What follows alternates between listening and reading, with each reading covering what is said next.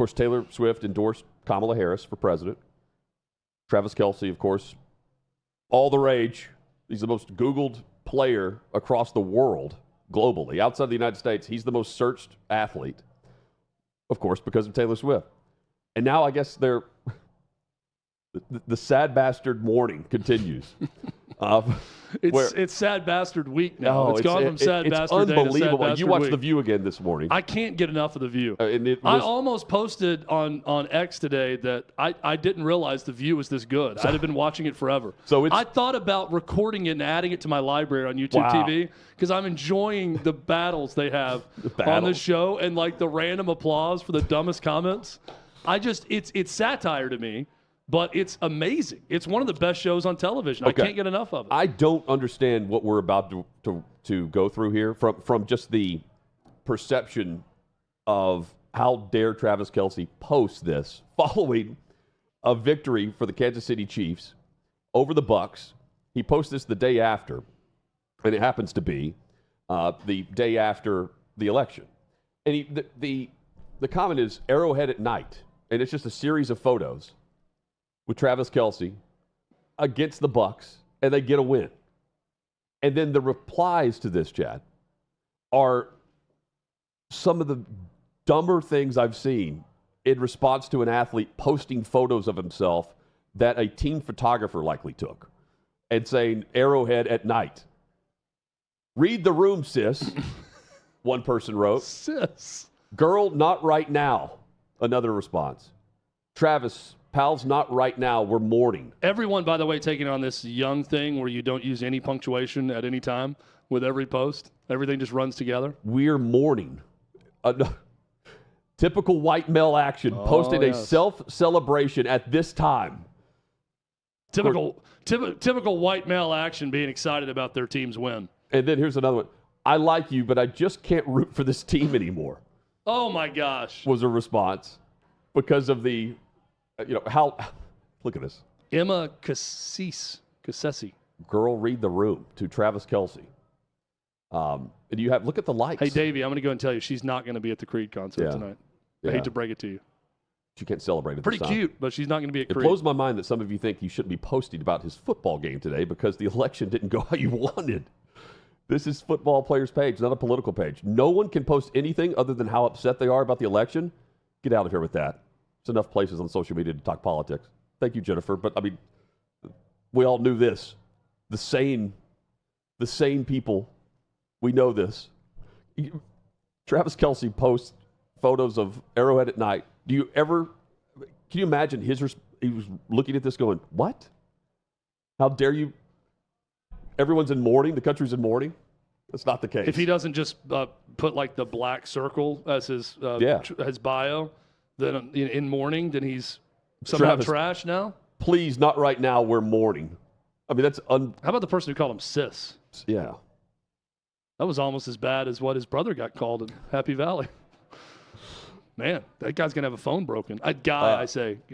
Possibly a woman who put that. I mean, this is... I don't want to typecast. I like you, but I just can't root for this team anymore. Read the room, sis, one person wrote.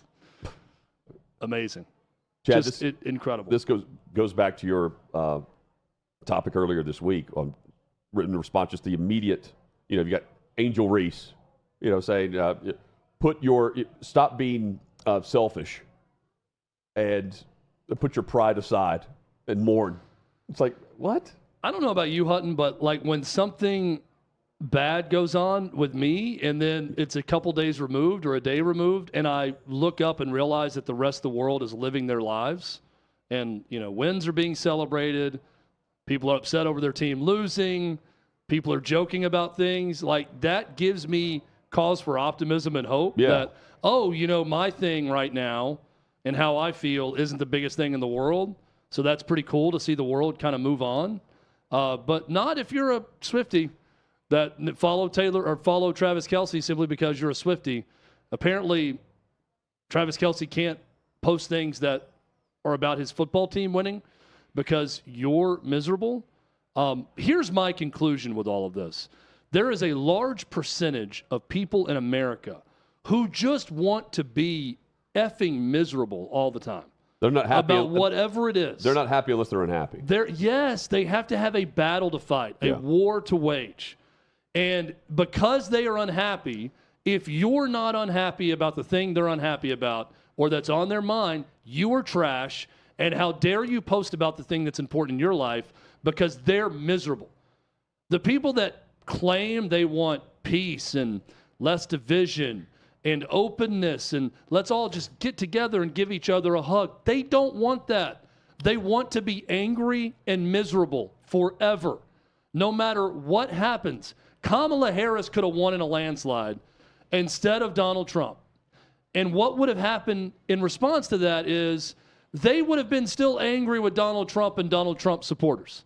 And they would be angry for the next 4 years with anything that happened with Donald Trump supporters. They just want to be miserable. Don't let them pull you down into the muck when that happens. They want to be miserable. You don't have to be miserable. Period.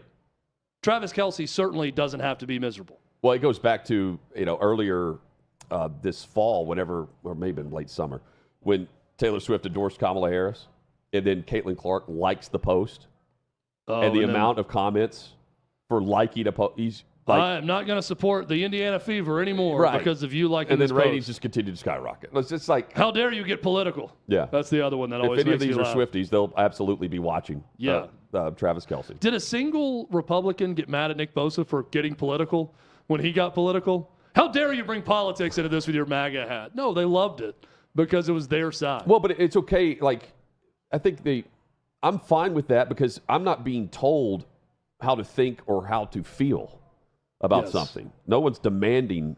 That's to me is where it crosses the line. It's like, stop being an idiot and sulking and mourning over the fact that you didn't get your way. It's and expecting everyone else to sit there and act like this is like a death in the family for you. Like you need to be consoled. DBAP.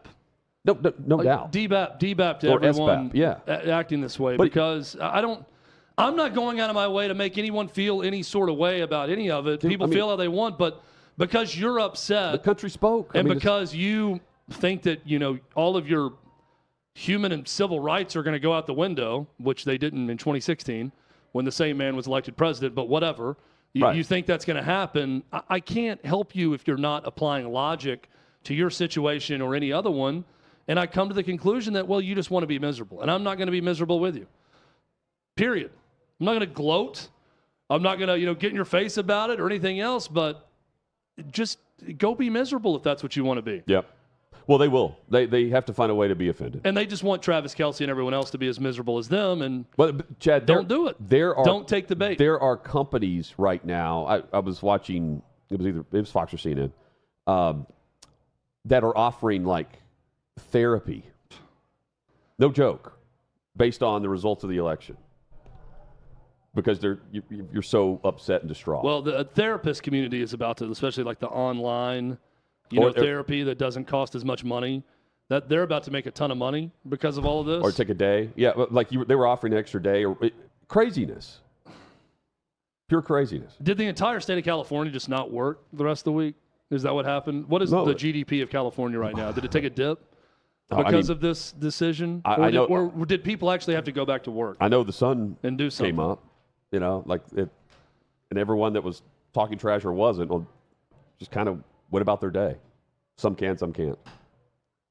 And you can't even let someone, it doesn't matter who it was, in this case it's Kelce, post something about sports without commenting. Well, and no one can ever change their mind about anything. So don't change the paint on a sign. Yeah. I mean, Donald Trump, I'd say the same about Joe Biden.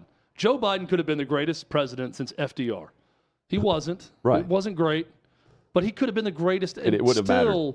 Everyone on the other side, anyone who stormed the Capitol or anyone who voted for Trump, would have acted like it was the worst 4 years of their lives. And now we have this situation where Donald Trump could restore America's economy, could restore our place in the world, could finish the wall, could stop all the criminals and fentanyl and everything else streaming over the borders. And everyone who's replying to Travis Kelce's post is going to be miserable and act like it's the most miserable 4 years of their lives and that it's the worst president ever. I'm not going to play in that sandbox. Sorry. Yeah. Just apply logic and reason to it.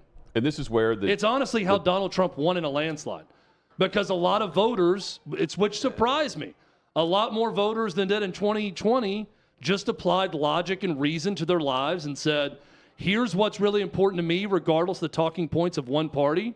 I'm going to vote based on these issues, and I think this guy is going to be better with these issues. And because of that, there was a red flood across the country. I know some of states. Some, and you do too. Like they were looking for a reason to vote for Harris, but had no reason to. Right. That's what can't be admitted here. Well, here's the lesson. Maybe have a primary next time. Admit that your president is in mental decline, which they should have happened a long time before, and then not allow that person to run for president. And don't just play the game of who's going to beat Donald Trump. Try to find the best possible candidate. Had you done that, maybe things would have turned out different. You didn't, and you lost bigly, to quote Donald Trump. So shut up and get on with your lives. Everyone else is going to do that in short order, and let's just see. Let's just see what happens. Maybe you won't be miserable, or maybe you want to be miserable, which I fear is the actual answer. You just want to be miserable. They want to be coddled. I want to be victims. Yeah. Want to be miserable. Want to be coddled. And it's just a look at me type thing. Look how miserable I am. Don't you celebrate anything type deal. Yeah, I'm better than you. Is what it's saying. Like I'm in mourning. I can't just do Travis, please, not right now. We're mourning. It's like what is the old line? I think I'm mixing the two up, but when you win, say little. When you lose, say less. Or maybe it's when you lose, say little. When you win, say less. Either way, that should apply right now. Like that. Just let's apply that. Starting on Monday. On Monday, we'll do it. We'll give you the weekend. We'll give everybody the weekend to be miserable and everybody else to, shoot off fireworks or whatever's going on. The only time I'm ever going to ask this question. Funniest thing on The View for you this morning? Funniest thing on The View was there was a back and forth in the beginning of Farrah, the woman who served in Trump's cabinet but left because she doesn't like him, and now she's a Kamala supporter. And she's very good. She's very reasonable. And she's like, something Bernie Sanders said about the Democratic Party and where they screwed up. And she's like, here's where they screwed up. The talking points didn't apply to everyday Americans. And what Donald Trump was saying resonated with people more. And then Sonny Hostin comes on there and says, no, I'm not going to be introspective at all. What I'm sad about today is America. I'm disgusted with everyone America else needs to be for voting in. And what about the Republican Party who allowed a rapist and a criminal and someone who's a xenophobic, racist tyrant to run for president? So why should we look in the mirror about what's going on when the Republican Party's doing this? And it was basically just became like a crossfire of the two. What was Whoopi doing? The two white women on the end were yelling at Sonny Hostin. Whoopi wasn't there. I don't know if she takes Fridays off like Howard Stern. Maybe. Or if she was sick or what. She's in mourning. Joy Behar led the show. She's in mourning, Chad. And Joy Behar didn't want to have any conversation about looking in the mirror, introspection, or anything else. It was just, let me get it Trump. that was her gist the whole time. Let me get Trump? Let me get it Trump. Let me get at this guy. The red meat in the room. Oh, yeah. It's Chad's going to make this a daily watch. Two things we're working on this show. This is to do Bold and the Beautiful. My daily review of The View. And our Big Game Beth game of the week. And I'm dead serious about this.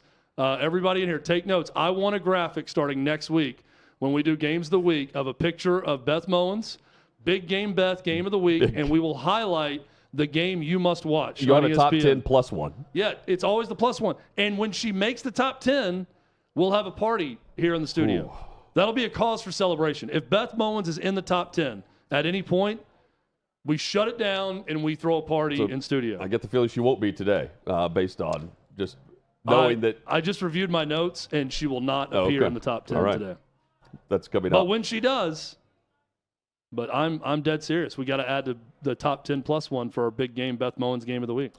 Chet, if you know, you know. Looking at the election results and tied it into what we have been discussing, like, let's say once, twice, 3 times a month for the last year and a half. All of the hearings on Capitol Hill involving NIL, federal legislation that the NCAA and its leadership, looking for help in regards to how they're going to oversee college football and college sports moving forward.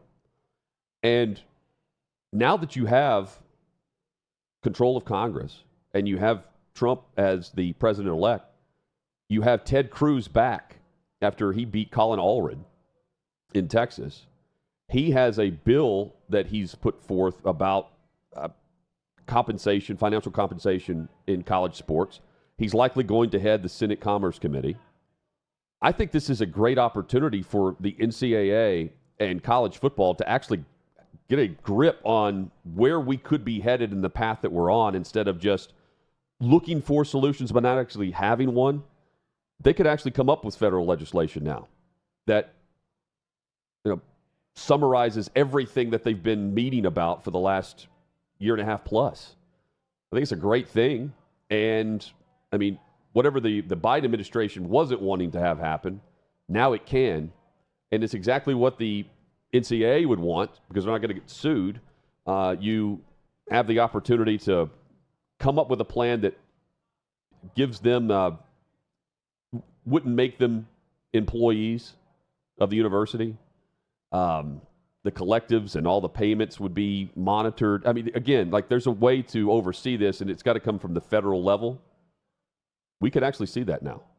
Now, where is it on the priority list? I mean, at first glance, I would be like, not that high. But I would also say they've spent a lot of time getting people in there for these hearings over and over and over again. Like, they're on 14 or 15 hearings now. Maybe 16 or 17 can actually show some progress.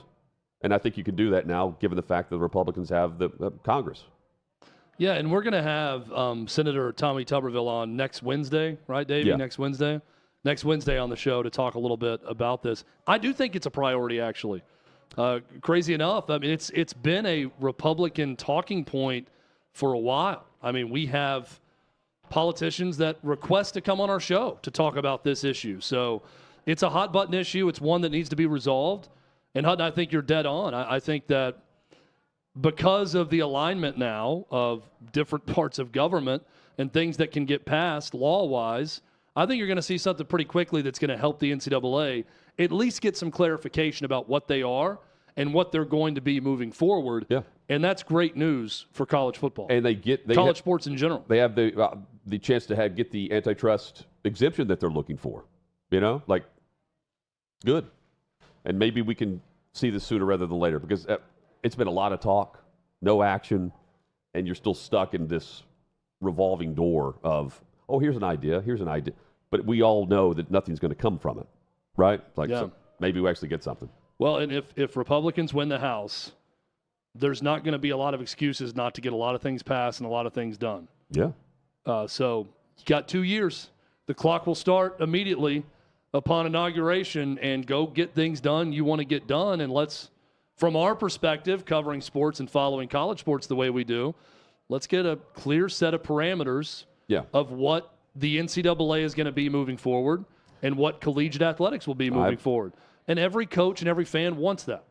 I don't think anyone wants to have everything be confusing. We've talked to several, like, they also are, they're okay with legislation and guidelines, as they want their say in it, though. Right. They want to be able to speak up. The athletes want their say in what's going to happen, too. Absolutely should. Chad, story coming out of Gainesville. What's going on with Todd Golden? He's the basketball coach for the Florida Gators, accused of sexual harassment, stalking, making unwanted sexual advances towards several women. You've read the full report that came out just before the show started. This is a Title IX complaint. How many people are involved in this? So that is unclear. This report is from... It just says several. This report is from the Alligator. It's the independent Florida student newspaper. And the lead is Florida men's basketball head coach Todd Golden has been accused by an undefined number of women for sexual harassment and stalking, according to Title IX documents obtained by the Alligator. The University of Florida received a formal complaint on September 27th, alleging that he engaged in various conduct that potentially violated the UF gender equity policy. Now, there are a number of stories from young women. It sounds like most are Florida students, that were in various forms harassed, stalked by the Florida head basketball Instagram, coach. other Creepy behavior, unwanted illicit photos sent to them, showing up where they were located when they saw, he saw they were somewhere, saying, "I know where you are right now, I'm watching you," would apparently take pictures of women in their car and then send it to them that he saw them. Just some very odd behavior, and that's why these complaints have happened. And now Florida, I don't know that Florida has released a statement, but I'm sure Florida's investigating what's going on with Todd Golden. Does this play into the decision to carry Billy Napier over for an extra year and releasing the statement saying that he's going to be back for 2025? I bring that up only because with this being a Title IX complaint, one would think, and September 27th was the date on here? You would think that Scott Strickland, the AD, would know about this, and he puts out the statement about Billy Napier coming back ahead of what is going to be a coaching search for the basketball program. Again, hypothetically, I'm just trying to figure out behind the scenes what we saw this week and the craziness that has hit Gainesville yet again. You buy that? Yes. Yeah, I think Instead the of having timing. to? Yeah, I think absolutely the timing. There's no coincidence.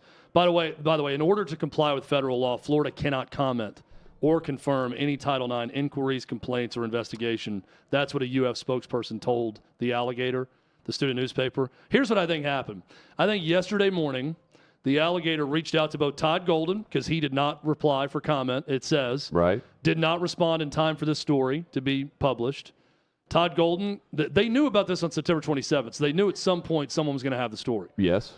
But when that story happens, you're going to get a heads up because they're going to ask you for comment about the story they have. Todd Golden was someone got in touch with him, and someone reached out to the University of Florida. And at that point, I think that's when they went ahead and put out the Billy Napier news, knowing the next day this story was going to happen. Now, I don't think it forced them into a decision on Billy Napier. I said this on Saturday during the game. Well, I think he saved his job. Well, we talked about today. Like the way his team has responded to it, I think he deserves another year. Absolutely. On Saturday, during the second half, I said, I think he saved his job because now they can just fall back. When they get their ass kicked, which they probably will the rest of the way, except for Florida State, they can fall back on, we got a walk-on quarterback, but look at what DJ Lagway was able to do. Right. He's our 5-star top prospect. He's coming back. Look how our players fought for Napier, and he's going to save his job. The timing of the release, they had made the decision this weekend, but once they got the heads up, if I'm just piecing it together, it was about mid-morning yesterday. Florida released a statement on Billy Napier. They probably got a heads up yesterday morning, went ahead and put out their release on Napier, knowing the story was going to hit today. I buy that.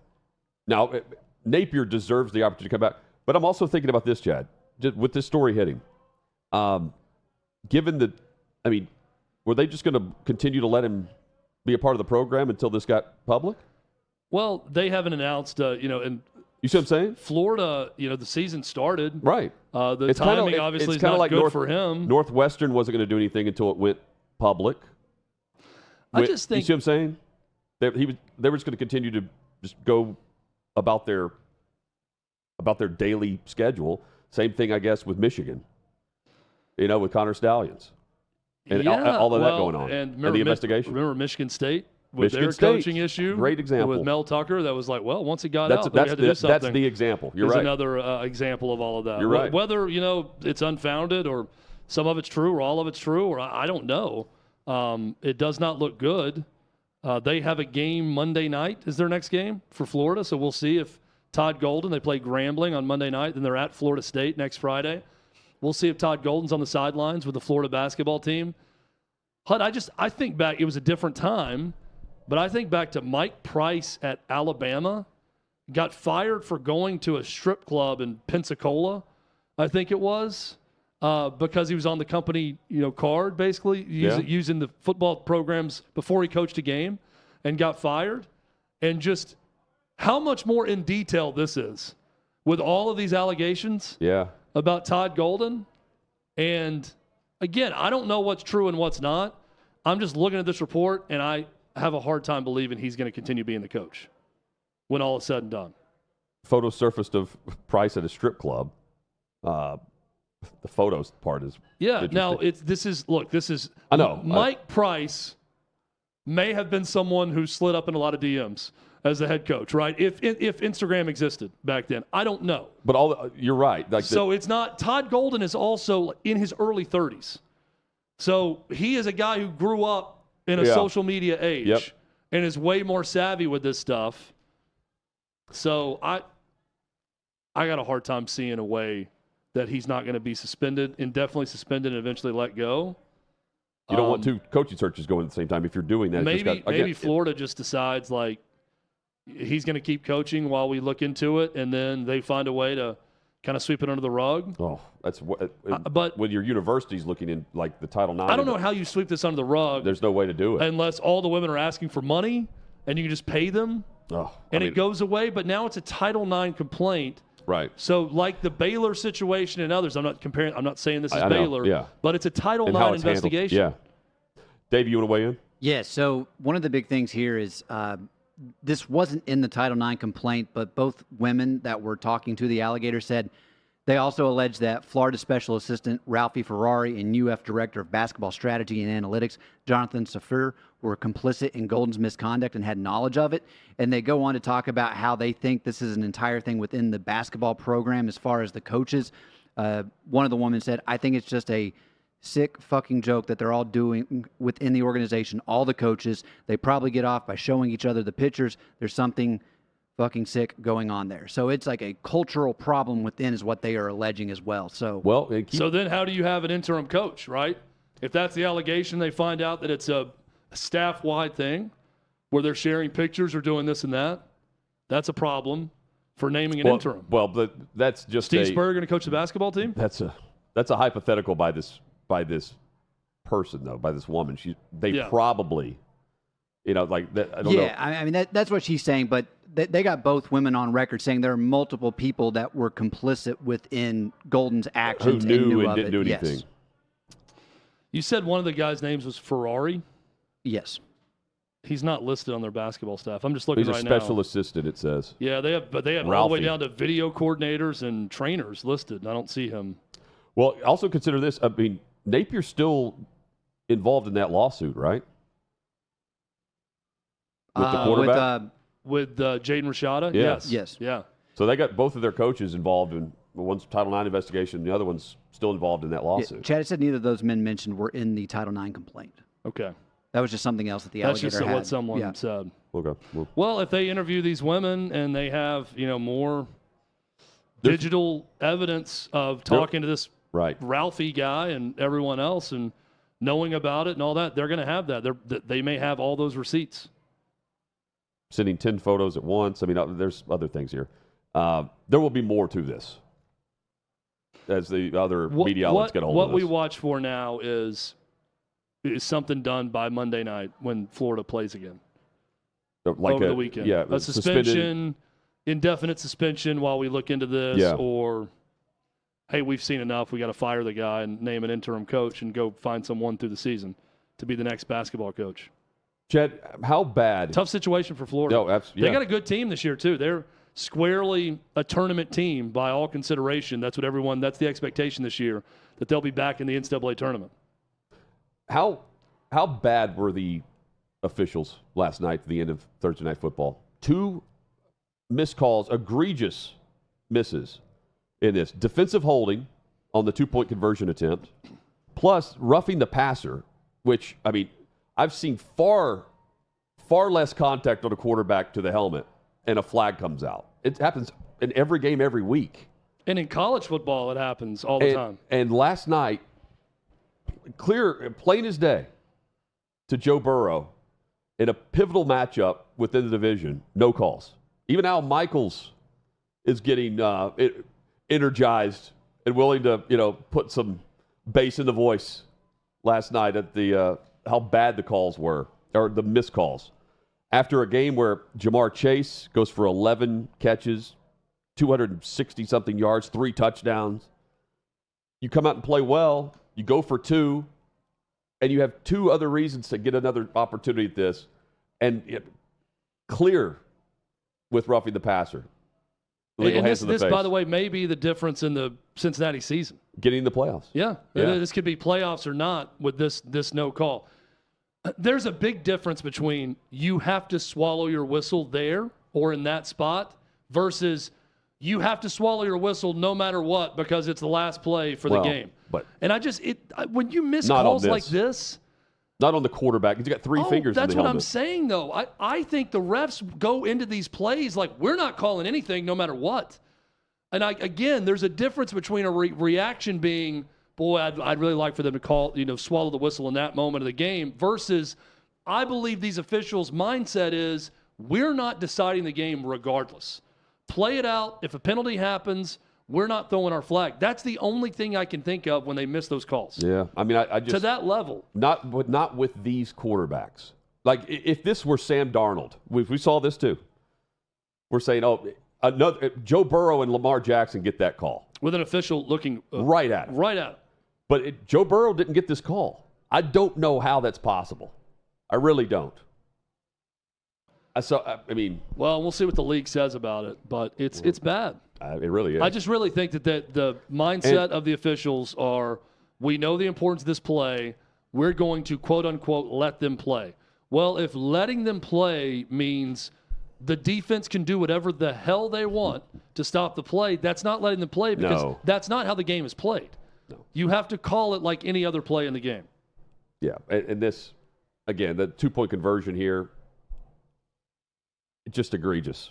With the two misses. Like clear holding, too. Let's mention that. If it was just that miss, then it's not, something to shout about. You let them play. But it's three fingers in the face mask where, again, like you brush against the helmet, it's a penalty.